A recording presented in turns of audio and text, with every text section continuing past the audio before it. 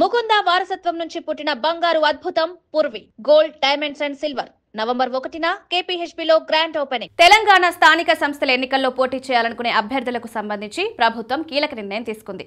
ఇద్దరికంటే ఎక్కువ సంతానం ఉన్న అభ్యర్థులు కూడా స్థానిక సంస్థల ఎన్నికల్లో పోటీ చేయడానికి అనుమతించేలా తెలంగాణ పంచాయతీరాజ్ చట్టం 2018లోని నిబంధనను సవరించడానికి రంగం సిద్ధమైంది. ఈ విషయంలో ఇటీవల జరిగిన మంత్రివర్గ సమావేశంలో తీసుకున్న నిర్ణయం మేరకు పంచాయతీరాజ్ శాఖ మంత్రి సీతక్క సెక్షన్ 21(3)ను సవరించే దస్త్రంపై సంతకం చేశారు.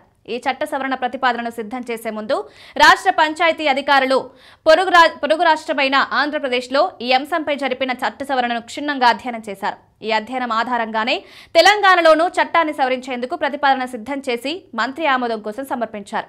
మంత్రి ఆమోదం లభించిన నేపథ్యంలో ఈ నెల 23న జరగనున్న మంత్రివర్గ సమావేశం ముందు ఈ అంశాన్నుంచనున్నారు. చట్ట సవరణ కోసం ఆర్డినెన్స్ జారీపై మంత్రి మండలి నిర్ణయం తీసుకుంటుంది.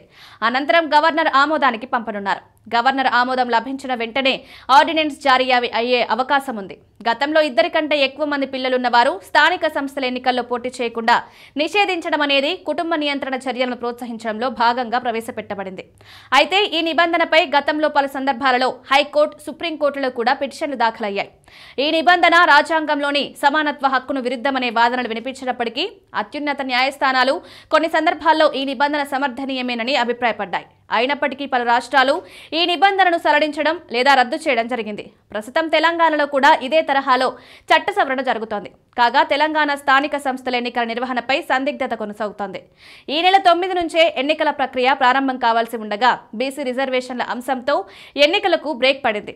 హైకోర్టు ఎన్నికలను నిలిపివేస్తూ 4 వారాలకు విచారణ వాయిదా వేయగా సుప్రీంకోర్టు సైతం పాత పద్ధతిలో 50% రిజర్వేషన్లు మించకుండా ఎన్నికలు నిర్వహించుకోవచ్చని స్పష్టం చేసింది. ఈ నేపథ్యంలో ఈ నెల 23న జరిగే మంత్రివర్గ సమావేశంలో సర్పంచ్, ఎంపీటీసీ, జడ్పీటీసీ ఎన్నికల నిర్వహణపై క్లారిటీ వచ్చే ఛాన్స్ ఉంది.